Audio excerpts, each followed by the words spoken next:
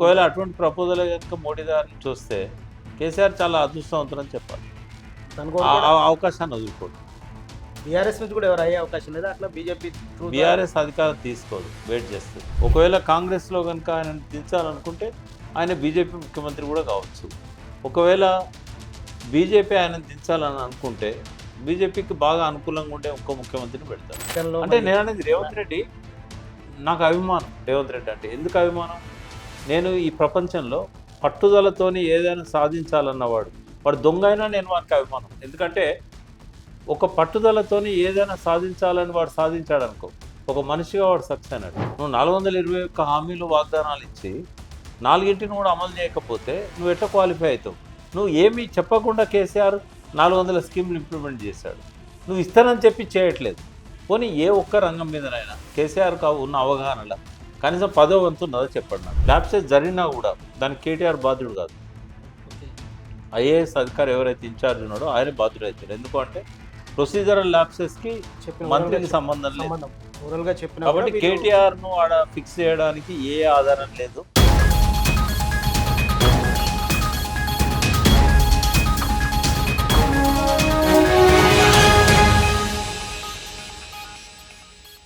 ప్రధాన ప్రతిపక్షంగా బీఆర్ఎస్ ప్రస్తుతానికి మనకు రాష్ట్రంలో ఉంది, బీజేపీ ఉన్నప్పటికీ. అయితే ప్రధాన ప్రతిపక్ష నేతగా కేసీఆర్ సరిగా నోరు విప్పకపోవడం కావచ్చు, లేదా ఇప్పుడు జరుగుతున్నటువంటి ప్రభుత్వం యొక్క చేస్తున్న తప్పులను ఎత్తి చూపే విషయంలో బీఆర్ఎస్ అనుసరిస్తున్నటువంటి వ్యూహాలు కావచ్చు, కరెక్ట్గా ఉన్నాయా? అది నిజంగా పాస్ అయిందా ప్రతిపక్షంగా? ప్రతిపక్షంగా కేసీఆర్ గారు రాకపోవడం అనేది ఒక లోటు అయినా కూడా ఖచ్చితంగా వాళ్ళు క్వాలిఫై అయ్యారు. ఎందుకు అని అంటే ఏ విషయాన్ని కూడా వాళ్ళు వదిలిపెట్టట్లేదు. ఒక పక్కన హరీష్ రావు గారు కానీ, ఇటు కేటీఆర్ కానీ, ఆ పార్టీ నాయకులు ఎవరైతే తర్వాత శ్రేణిలో ఉన్న నాయకులు ఉన్నారో, మాజీ మంత్రులు కావచ్చు, వాళ్ళు ప్రతిసారి కూడా స్పందిస్తున్నారు.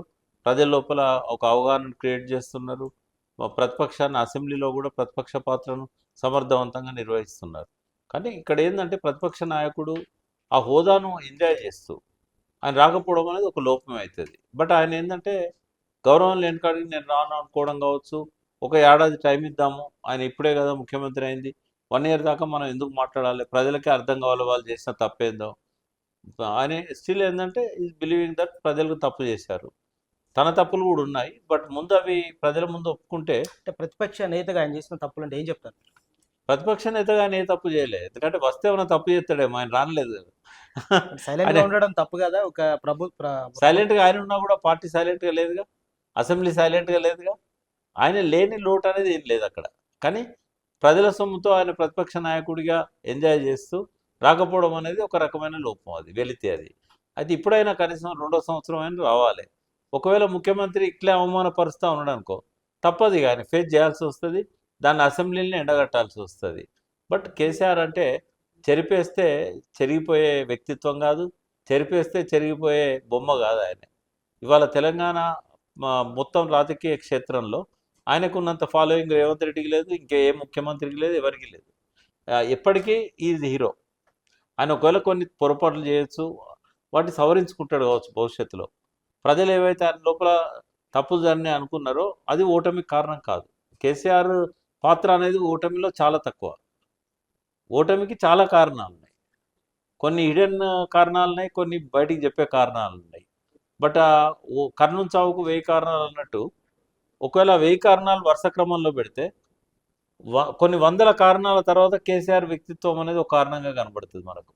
ఉద్యమకాలను గౌరవించకపోవడం కావచ్చు, ఆయనకున్న అహంకారం అహంభావం కావచ్చు, ఓటమికి అవే కారణాలని నేనైతే యాక్సెప్ట్ చేయాలి. బట్ అవి కూడా ఒక కారణం అని అన్నప్పుడు ప్రధాన కారణాలు చర్చ జరిగింది, ప్రధాన కారణాలు అయితే అవి కాదు. ఒకటి ఏంటంటే యాంటీ ఇన్కంబెన్సీ. 10 ఏళ్ల తర్వాత ఏ ముఖ్యమంత్రికైనా ఏ ప్రధానమంత్రికైనా యాంటీ ఇన్కంబెన్సీ ఉంటుంది. ఇంత బాగా పరిపాలిస్తున్నాడన్న మోడీ ఇవాళ చాలా తక్కువ సీట్లతోని ఇతర పార్టీల మీద ఆధారపడి పరిపాలన చేస్తున్నాడు. యాంటీ ఇన్కంబెన్సీని స్ప్లిట్ కాకుండా కాపాడాడు నరేంద్ర మోడీ. అదేంటంటే కాంగ్రెస్కు లాభమైంది. ఆయన ఏంటంటే మైండ్లో పెట్టుకున్నాడు, కేసీఆర్ ఎట్టి పరిస్థితుల్లో ముఖ్యమంత్రి కాకూడదు, ఇతర రాష్ట్రాలకు విస్తరించకూడదు అని ఎప్పుడైతే మైండ్లో పెట్టుకున్నాడో తనను తను తగ్గించుకున్నాడు. బండి సంజయ్ లాంటి ఉరుకుతున్న నాయకుడిని వెనక్కి లాగాడు. ఎందుకంటే మనం కాంపిటీషన్ ఇవ్వడం వల్ల మళ్ళీ కేసీఆర్ వస్తాడు. బీజేపీ ఎంత రైజ్ అయితే కేసీఆర్కి అంత అవకాశం ఉండే ముఖ్యమంత్రిగా మళ్ళీ. అయితే ఆయన ఎప్పుడైతే తనను తను వెనక్కి తగ్గించుకున్నాడో, సంజయ్ని ఆపేసి కిషన్ రెడ్డి గారికి ఇచ్చాడో, దూకుడుగా పోవద్దని చెప్పాడో, దానిలోనే కేసీఆర్ని టార్గెట్ చేశాడన్నది అర్థమవుతున్నది.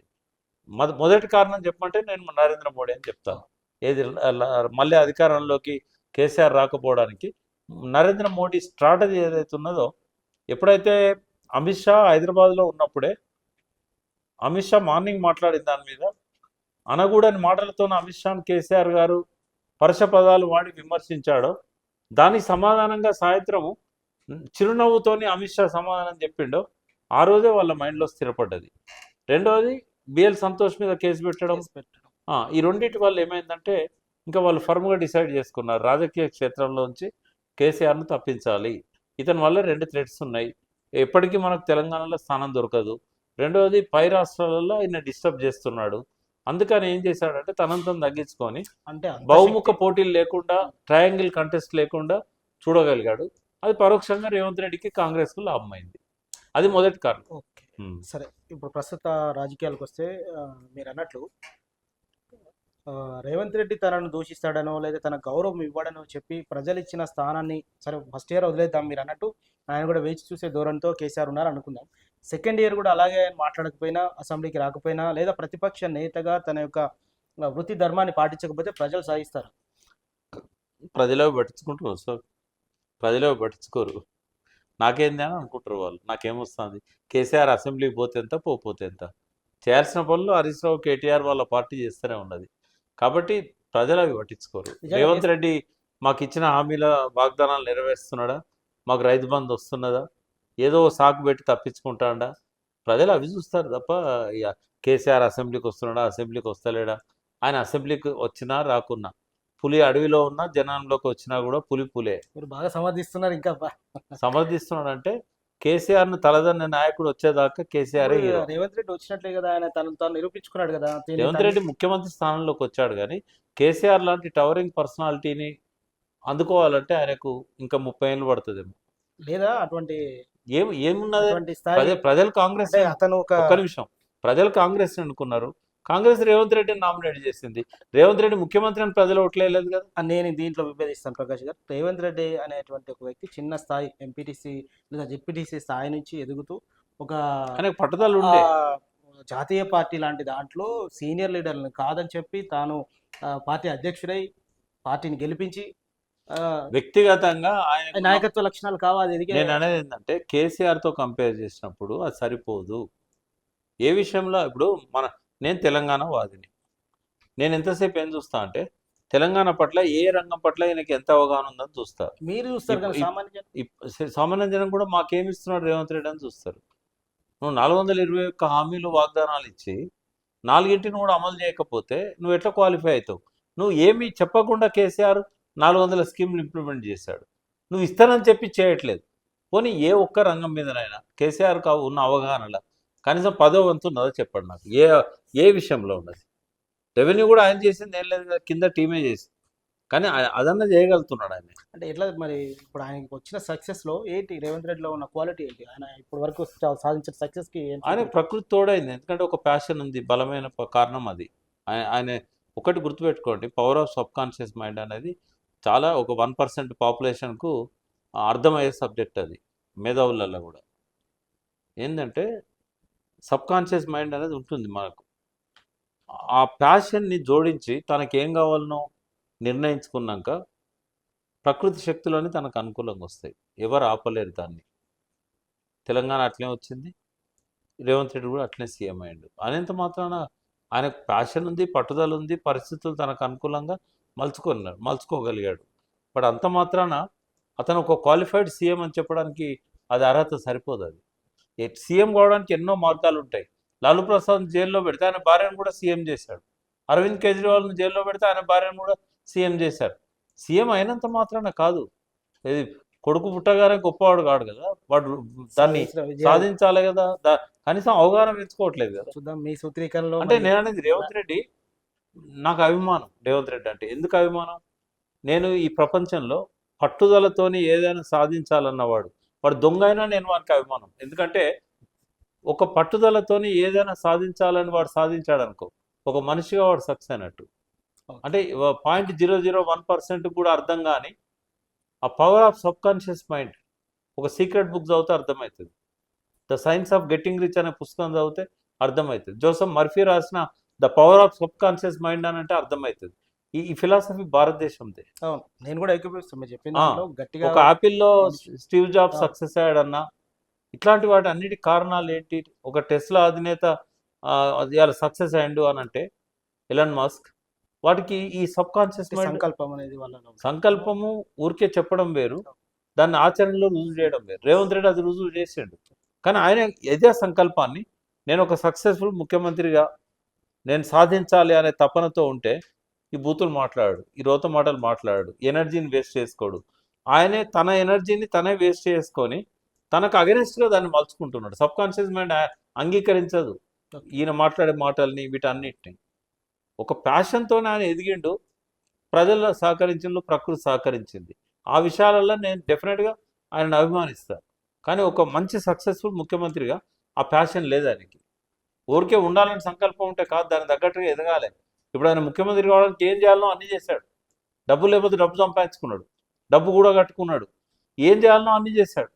అవసరమైతే ఆ పార్టీ మారిండు, ఈ పార్టీలో చిన్న స్థాయిలో ఎంటర్ అయ్యిండు, తర్వాత ఆ పార్టీ అధ్యక్షుడు అయిండు, అధ్యక్షుడు కావడానికి ఏం చేయాలనో అన్నీ చేశాడు.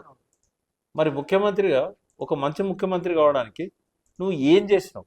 నువ్వు చేసిన దానిలో 10వ వంతు చేస్తున్నావు. కేసీఆర్ ఎట్లా ఎదిగిండు? మీరేదో ఇంటర్వ్యూలో కూడా ఎక్కడో చెప్పినట్టు నేను చూసాను, ముఖ్యమంత్రి 5 ఏళ్ల మారచ్చు కింద చెప్పాడు నాతో, 5 years ముందు చెప్పాడు నెక్స్ట్ ముఖ్యమంత్రి నేనే అని. మారతారని కూడా మీరు ఎక్కడో కామెంట్ నేను చేసిన, అన్నా డిసెంబర్ ఎట్లా? వరకు మార్చే అవకాశం ఉందని. ఎందుకని నేను ఒక మాట అంటాను, దినదిన గండం 5 ఏళ్ళ ఆయుష్ రేవంత్ రెడ్డిది. ఇప్పటికీ కూడా ఇప్పటికీ ఈ క్షణం కూడా ఏంటి అంటే ఏ క్షణాన దిగిపోతాడో తెలియదు. పైనుంచి వస్తుందా లేదా పార్టీ ఇక్కడ నుంచి రెండు internal- ప్రమాదాలు ఆయన, ఒకటి ఇంటర్నల్ కాంగ్రెస్ నుంచి థ్రెట్ ఉంది, ఆ ఐక్యత లేదు కాంగ్రెస్ లో, అది రేపు ఆయన దించడానికి దారి తీయొచ్చు.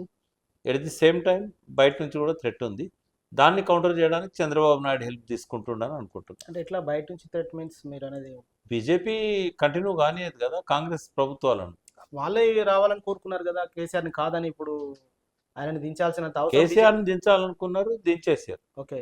బట్ అక్కడ రేవంత్ రెడ్డి కంటే బీజేపీ ముఖ్యమంత్రి ఉండాలని కోరుకుంటున్నారు. ఒకవేళ రేవంత్ రెడ్డి బీజేపీ తీర్థం తీసుకుంటే 5 ఏళ్ళు ఉంటాడు, 10 ఏళ్ళు ఉంటాడు. అంటే ఇప్పుడు ఇక బీజేపీ మీకు ఆడ ఇక్కడ బీజేపీ సీఎం కావాలనేది బీజేపీకి ఉంటుంది. ఓకే, అటువంటి వాతావరణం అసలు ఇప్పుడు ఉందంటారా? ఖచ్చితంగా కాంగ్రెస్? ఉంది, ఖచ్చితంగా ఉంది. ఉమ్. ఒకవేళ కాంగ్రెస్లో కనుక ఆయన దించాలనుకుంటే ఆయన బీజేపీ ముఖ్యమంత్రి కూడా కావచ్చు. ఒకవేళ బీజేపీ ఆయన దించాలని అనుకుంటే బీజేపీకి బాగా అనుకూలంగా ఉండే ఇంకో ముఖ్యమంత్రిని పెడతారు. అప్పుడు బీజేపీ కనుక వాళ్ళని దించాలనుకుంటే మరి ఎవరు సపోర్ట్ ఇవ్వాలి? ఇక్కడ బీఆర్ఎస్ సపోర్ట్ రావాలి, ఇస్తారా? అప్పుడు తప్పేమున్నది? రేవంత్ రెడ్డి దించడానికి ఎందుకేరు? రేవంత్ రెడ్డి 100% ఇస్తారు. దించడానికైనా, రేవంత్ రెడ్డి బీజేపీ నుంచి ముఖ్యమంత్రి అవడానికైనా బీఆర్ఎస్ సపోర్ట్ కావాలి. అంటే బీఆర్ఎస్కి ఏంటంటే బీజేపీతో గ్యాప్ ఉంది, ఆ గ్యాప్ తగ్గుతుంది, అది వాళ్ళకి advantage. At the same time Revanth Reddy అనేవాడు పోతాడు, ఇంకా ఈజీ అవుతుంది వాళ్ళకి మళ్ళీ అధికారంలోకి రావడం. అటువంటి స్కెచ్ లో కేసీఆర్ పాత్ర ఉండే అవకాశం ఒకవేళ ఉందా? అటువంటి ప్రపోజల్ కనుక మోడీ గారిని చూస్తే కేసీఆర్ చాలా అదృష్టవంతులని చెప్పాలి. తను ఆ అవకాశాన్ని వదులుకోడు. బీఆర్ఎస్ నుంచి కూడా ఎవరు అయ్యే అవకాశం లేదా? అట్లా బీజేపీ త్రూ బీఆర్ఎస్ అధికారం తీసుకోదు, వెయిట్ చేస్తుంది. ఒకవేళ మా ఎమ్మెల్యేలు ఎక్కువ ఉన్నారు, మీరు మాకే ఇవ్వాలి అని అన్నాడు అనుకో, అది వాళ్ళకు ఆత్మహత్య సదృశ్యం అవుతుంది, మళ్ళా నెక్స్ట్ కూడా ఓడిపోతారు. ఇది మీ ప్రెడిక్షన్ అంటారా, లేదా అలాంటి వాతావరణం మీకు అనిపిస్తుందా మీరు చూస్తున్నటువంటి వాతావరణం కనబడుతుంది కాబట్టి చెప్తున్నాను, నేనేం జ్యోతిష్కున్నా ప్రిడిక్షన్ చేయడానికి. జ్యోతిష్యులు చెప్తున్నారు రేవంత్ రెడ్డి దిగిపోతాడు, కేటీఆర్ సీఎం అవుతాడు. ఎప్పటిలోపు ఇట్లాంటి పరిణామాలు మనం చూసే అంటే అవకాశం నేనేమంటున్నా, దినదిన గండం 5 ఏళ్ళ ఆయుష్. ఆయన తనను తను కాపాడుకోవడానికి చాలా స్ట్రగుల్ చేస్తున్నాడు. ఓకే. ఎందుకంటే కాంగ్రెస్లో కూడా ఐక్యత లేదు, 3 వర్గాలు ఉన్నాయి. అవును. ఏ వర్గం అయినా కూడా ఆయన దిగిపోవాల్సి వస్తుంది. ఆయనకున్న మెజార్టీ కేవలం 5, కాబట్టి ఏదైనా జరగచ్చు. ఓకే, ఇప్పుడు మీరు ప్రతిపక్షంలో మీరు మాట్లాడారు, ఇటు హరీష్ రావు తీసుకున్న, కేటీఆర్ తీసుకున్న, ప్రతిపక్షాన్ని ముందుకంటే పార్టీ బీఆర్ఎస్ పార్టీని నడపడంలో వాళ్ళు సక్సెస్ అవుతున్నారు అనుకోవచ్చా? 100% సక్సెస్ అవుతున్నారు. బట్ ఇప్పటికి కూడా సంస్థాగత నిర్మాణం విషయంలో ఆ పార్టీలో ఒక లోపం ఉంది. ఆ లోపాన్ని వాళ్ళు ఎంత తొందరగా సరి చేసుకొని మళ్ళీ పార్టీని బలమైన శక్తిగా రూపొందిస్తే అంత మంచిది. ఈ రోజు వరకు కూడా వాళ్ళకున్నంత క్యాడర్ కానీ నెట్వర్క్ కానీ అధికారంలో ఉన్న కాంగ్రెస్కు లేదు. గ్రాఫ్ ఏమైనా పెరిగిందా మరి వీళ్ళు చేస్తున్న కార్యక్రమాలు బట్టి 1 year లో బీఆర్ఎస్కి? ఎప్పుడు కూడా రాజకీయాలలో మన బలం మీద గెలవడం అనేది అది ఎప్పుడో పాతకాలం మాట. అవతలి వాడు బలహీనతల మీద గెలవడం అనేది నేటి మాట. కాబట్టి ఆ విషయంలో వీళ్ళ గొప్పతనం కంటే రేవంత్ రెడ్డి ఫెయిల్యూర్ వీళ్ళకి బాగా ఉపయోగపడుతుంది. ఓకే. ఇంకొకటి కూడా ఇప్పుడు ఇద్దరు లీడర్ల మధ్యలో కూడా చూస్తే ఆ మధ్యలో కూడా చక్కర్లు చాలా కొట్టాయి. తాను పాదయాత్ర చేస్తానని చెప్పి కేటీఆర్ బహిరంగంగా ప్రకటించడం చూస్తుంటే ఫ్యూచర్లో పార్టీ మొత్తం కేటీఆర్ హ్యాండ్లోకి వెళ్ళిపోవచ్చా? లేదంటే ఆయన తాను మనం గత చరిత్ర చూస్తే పాదయాత్ర చేసినటువంటి ప్రతి లీడర్ ముఖ్యమంత్రి అయ్యారు. పార్టీలో కీ రోల్ పోషించినటువంటి పరిస్థితులు మనం చూసాం గత రాజకీయాల్లో, రాజకీయ పార్టీలో. సో కేటీఆర్ అలాంటి ప్రకటన వెనుక కేసీఆర్ చెప్పించుంటాడా? లేదా కేసీఆర్ రాజకీయాలకు విరామం ఇచ్చి తాను రిటైర్డ్ అవుతున్నాడా? ఎట్లా అనుకోవాలా ఇక కామెంట్‌ని? ఇప్పుడు గత అనుభవం ఏం చెప్తుంది? కేసీఆర్ ముఖ్యమంత్రి ఉన్నప్పుడే ఇవ్వాల్సి ఉండే ఇస్తే. ఇప్పుడు ప్రతిపక్షంలో ఉన్నప్పుడు కేసీఆర్ ఇస్తాడు ఆయనకు? ఆయన ఎంత కొట్లాడినా నెక్స్ట్ సీఎం ఒకవేళ ఆ పార్టీకి అవకాశం వస్తే కేసీఆర్కే వస్తుంది. తనకు అవకాశం వచ్చిన కేసీఆర్ దాన్ని ఉపయోగించుకుంటాడు. ఆయనకు చేతగానంత వరకు ఆయనే ముఖ్యమంత్రిగా కొనసాగుతాడు. ఆయన ఎప్పుడైతే పూర్తిగా అనారోగ్యం పాలయ్యో వృద్ధాప్యం వల్లనో నాకు వద్దు అనుకునే పరిస్థితి వస్తే తప్ప ఆయన ముఖ్యమంత్రి ఎవ్వరికీ ఇవ్వడు. ఆయనే ముఖ్యమంత్రి. మరి ఇప్పుడు ఈ పాదయాత్ర అనే ఇవన్నీ పార్టీని బలోపేతం అది చేయడానికి. కేటీఆర్ వ్యక్తిగతంగా చెప్పినట్టు కదా పార్టీ నిర్ణయం అనుకోవచ్చు. నాకు తెలియదు, బట్ వాళ్ళు పార్టీలో డిసిషన్ తీసుకొని చేస్తే కనుక అది మంచి నిర్ణయం అవుతుంది. అది ముఖ్యమంత్రి కోణంలో చూడాల్సిన అవసరం లేదు. అని ప్రజల దగ్గర పోవడం, ప్రజల సమస్యలను అధ్యయనం చేయడం, ఏం జరిగింది 1 ఇయర్లో, ఏమన్నా జరిగిందా, జరగలేదా, అసెంబ్లీలో మాట్లాడతాడు కాబట్టి ఆయన గ్రౌండ్ రియాలిటీస్ తెలవాలి. కాబట్టి ఆయనే కాదు, ఏ నాయకుడు పాదయాత్ర చేసినా నేను అప్రిషియేట్ చేస్తాను. మరి హరీష్ రావు గారి పాత్ర ఏంటి? ఇప్పుడు మరి ఆయన ఏం చేయాలి? ఇప్పుడు ఒక లీడర్ని పాదయాత్రకు పంపిస్తే తను ఆయనే యాక్సెప్ట్ చేశాడు కదా. ఆ పార్టీ ఎవరిని ముఖ్యమంత్రిగా ప్రతిపాదిస్తే వాళ్ళని సపోర్ట్ చేస్తా అని అప్పుడు కేటీఆర్ మీద ఊహాగానాలు వచ్చినప్పుడే చెప్పాడు. కాబట్టి ఆయనకు అటువంటి కోరికలు ఇప్పుడు డెసిషన్ ఏం లేదంట. నేనేం టీఆర్ఎస్ ఉన్నంత వరకు కేసీఆర్ ఏం చెప్తాడో దాన్ని శిరస వహిస్తాడు ఆయన. సైనిక్ క్రమశిక్షణ అంతే. ఆయన ఏంటంటే ఆయన ఫ్యూచర్ అంతా పాస్ట్ అంతా కూడా కేసీఆర్తోనే ఉంది. ఇవాళ హరీష్ రావు మనకు తెలుసు అంటే అది ఎమ్మెల్యే కాకుండా కూడా ఆయనకు మంత్రి పదవి ఇచ్చిన కేసీఆర్ వెనకాల ఉంటాడు కదా. కాబట్టి ఆయన కృతజ్ఞతా భావంతో ఉంటాడు ఆయన పార్టీలో. ఆయన ఏం తిరుగుబాటు పడే పరిస్థితి లేదు, మనస్తత్వం కాదు. ఇప్పుడు ప్రస్తుతం తాజా విషయానికి వస్తే కేటీఆర్కి ఏసీబీ నోటీసులు పంపింది. ఎలా ఉండబోతుంది? కేటీఆర్ అరెస్ట్ అయ్యే అవకాశాలు ఉంటాయా ఈ కేసులో? మీరు లా కూడా చేసినటువంటి వ్యక్తిగా ఏం చెప్తారు? ఈ దేశంలో రాజ్యాంగం చట్టాలు అమలైంది అన్నాడు. ఒక అడ్వకేట్గా నేను అడుగుతున్నా, ఎన్నడన్నా రాజ్యాంగాన్ని 100% అమలు చేయాలనే ఆలోచన చాలా పెద్ద మాట మాట్లాడుతున్నారు. కాదా కాదా మరి ఎన్నడ అమలు చేశారు? వాళ్ళు ఇష్టం వచ్చినట్టు మార్చుకుంటారు. ఇప్పుడు రాజ్యాంగం పరిధిలో ఉండాల్సిన సంస్థలు ఒక ప్రధానమంత్రి చేతిలో ఒక వెదురు బద్దల్లాగా తయారైతే దానికి ఏమో అర్థం చెప్తాం. ఈడీ అనేది, సిబిఐ అనేది నిజాయితీని కోల్పోయినాయి. ఇక్కడ ఏసీబీ కేసులో మరి ఎలాంటి పరిణామాలు జరిగే అవకాశం ఉన్నాయి మీరు చూస్తుంటే? మళ్ళీ ఏసీబీ ఎక్కడుంది అసలు? రోల్ ఏంది ఏసీబీది? అది అవినీతి నిరోధక శాఖ. ఆడ అవినీతి ఏం జరిగింది? ఆడ ల్యాప్సెస్ ఎక్కడున్నాయంటే అడ్మినిస్ట్రేటివ్ ల్యాప్సెస్ ఉన్నాయి. రిజర్వ్ బ్యాంక్ పర్మిషన్ తీసుకోవాల్సి ఉంటే తీసుకోలేదు. దాన్ని అధికారికంగా అడ్మినిస్ట్రేటివ్ ల్యాప్సెస్ అవి దాన్ని రిజర్వ్ బ్యాంక్ ఏం ఫైన్ వేస్తుందో కడతారు. దానికి అవినీతి ఎక్కడ జరిగింది? ఇప్పుడు డబ్బులు పోయినాయా లేదా? ఈయన జేబులో పెట్టుకున్నాడా? ఆయన కమిషన్ తీసుకున్నాడా? ఒకవేళ తీసుకున్నట్టు ఏదైనా ఆధారాలు ఉన్నాయా? ఏ ఆధారం లేకుండా ఇప్పుడు నిన్ను ఇక్కడ స్టూడియోలో నువ్వు నాతోనే యాంకరింగ్ చేస్తున్నావు. ఇప్పుడు నేను పోలీసులో ఫోన్ చేసి నన్ను చంపడానికి పిలిచిండంటే నేను నడుస్తుందా? అది కాదు కదా. నన్ను కిడ్నాప్ చేసినట్టే నడుస్తుందా?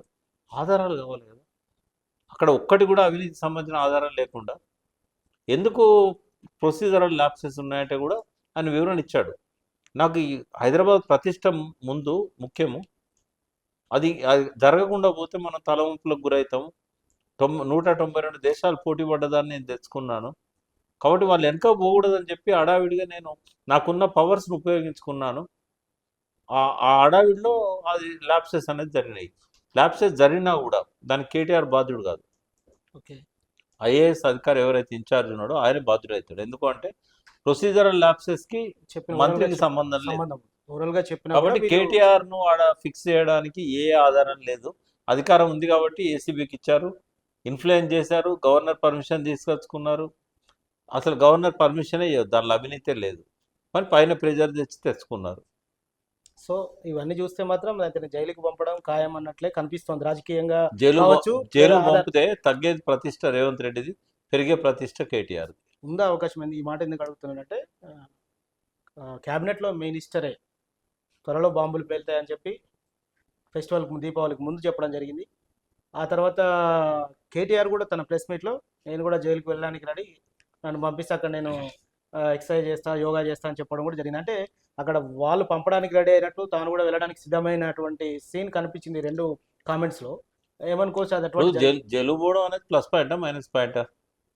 నువ్వు ఓటుకున్నోడు కేసులో రెడ్ హ్యాండెడ్గా దొరికి టీవీలలో కనబడి బాజాప్తా జైల్లో పోయి జైల్లో చాలా రోజులు ఉండి బయటకు వచ్చిన వ్యక్తినే ప్రజలు ముఖ్యమంత్రి చేశారు.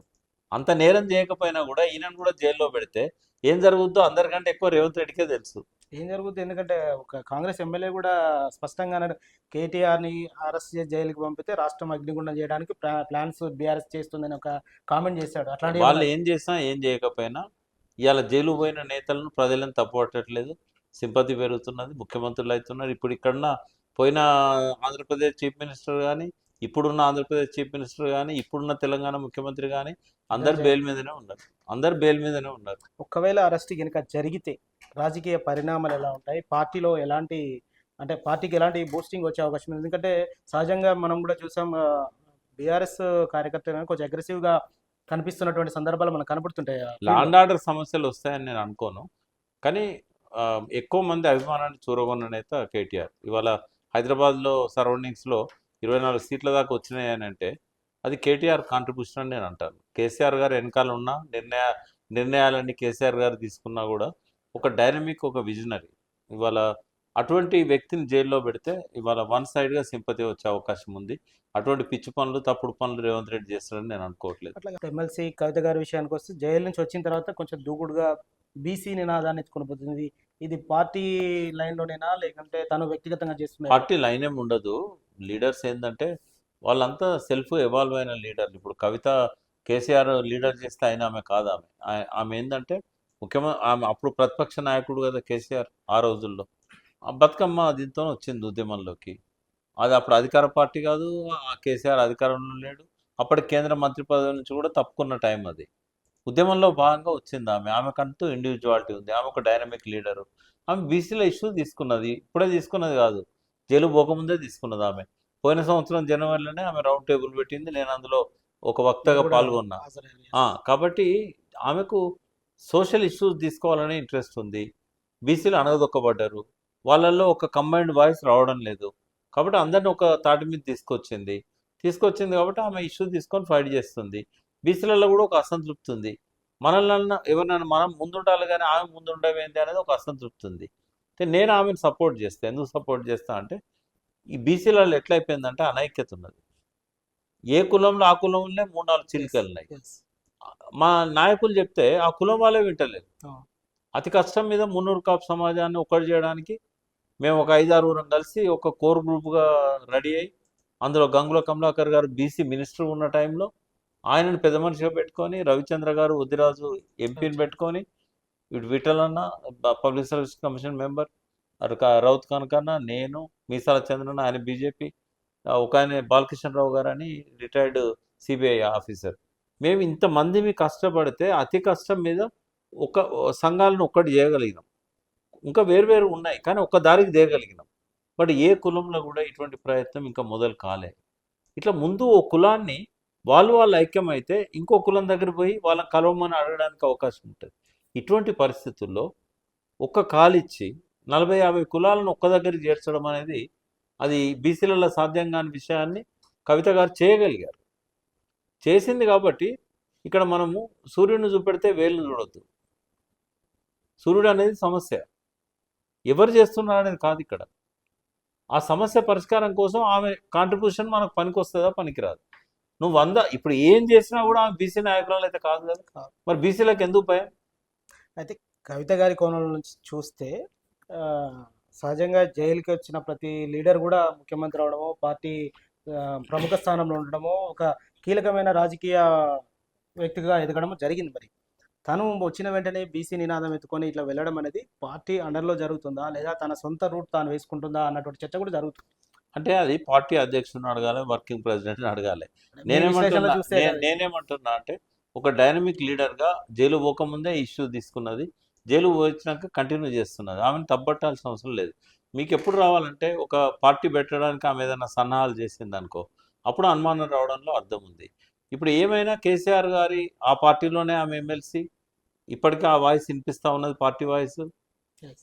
ఇండివిజువల్గా సపోర్ట్ చేయడం వేరు, పార్టీ ఒక అధికారికంగా స్టాండ్ తీసుకొని ఆమెతో పాటుగా పార్టీలో ఉన్న ఇతర నాయకులను కూడా ఆమె పక్కన పెడితే అది పార్టీ నిర్ణయం అని అనుకోవాల్సి ఉంటుంది. బట్ ఆమె కుల సంఘాలను పట్టుకొని పోతున్నది తప్ప పార్టీ నాయకత్వాన్ని పట్టుకొని పోవట్లేదు. అది ఆమె వ్యక్తిగతంగా బీసీల పట్ల ఉన్న ప్రేమతో చేస్తున్నదని అనుకోవచ్చు. ఓకే, ఇప్పుడు ప్రస్తుతం తాజా విషయానికి వస్తే కేటీఆర్కి ఏసీబీ నోటీసులు పంపింది. ఎలా ఉండబోతుంది? కేటీఆర్ అరెస్ట్ అయ్యే అవకాశాలు ఉంటాయా ఈ కేసులో? మీరు లా కూడా చేసినటువంటి వ్యక్తిగా ఏం చెప్తారు? ఈ దేశంలో రాజ్యాంగం చట్టాలు అమలైంది అన్నాడు ఒక అడ్వకేట్గా నేను అడుగుతున్నా. ఎన్నడన్నా రాజ్యాంగాన్ని 100% అమలు చేయాలనే ఆలోచన చాలా పెద్ద మాట మాట్లాడుతున్నారు. కాదా కాదా మరి ఎన్నడూ అమలు చేశారు? వాళ్ళు ఇష్టం వచ్చినట్టు మార్చుకుంటారు. ఇప్పుడు రాజ్యాంగం పరిధిలో ఉండాల్సిన సంస్థలు ఒక ప్రధానమంత్రి చేతిలో ఒక వెదురు బద్దల్లాగా తయారైతే దానికి ఏమో అర్థం చెప్తాం. ఈడీ అనేది, సిబిఐ అనేది నిజాయితీని కోల్పోయినాయి. ఇక్కడ ఏసీబీ కేసులో మరి ఎలాంటి పరిణామాలు జరిగే అవకాశం ఉన్నాయి మీరు చూస్తుంటే? మళ్ళీ ఏసీబీ ఎక్కడ ఉంది అసలు? రోల్ ఏంది ఏసీబీది? అది అవినీతి నిరోధక శాఖ. ఆడ అవినీతి ఏం జరిగింది? ఆడ ల్యాప్సెస్ ఎక్కడున్నాయంటే అడ్మినిస్ట్రేటివ్ ల్యాప్సెస్ ఉన్నాయి. రిజర్వ్ బ్యాంక్ పర్మిషన్ తీసుకోవాల్సి ఉంటే తీసుకోలేదు. దాన్ని అధికారికంగా అడ్మినిస్ట్రేటివ్ ల్యాప్సెస్ అవి దాన్ని రిజర్వ్ బ్యాంక్ ఏం ఫైన్ వేస్తుందో కడతారు. దానికి అవినీతి ఎక్కడ జరిగింది? ఇప్పుడు డబ్బులు పోయినాయా లేదా? ఈయన జేబులో పెట్టుకున్నాడా? ఆయన కమిషన్ తీసుకున్నాడా? ఒకవేళ తీసుకున్నట్టు ఏదైనా ఆధారాలు ఉన్నాయా? ఏ ఆధారం లేకుండా ఇప్పుడు నిన్ను ఇక్కడ స్టూడియోలో నువ్వు నాతోనే యాంకరింగ్ చేస్తున్నావు.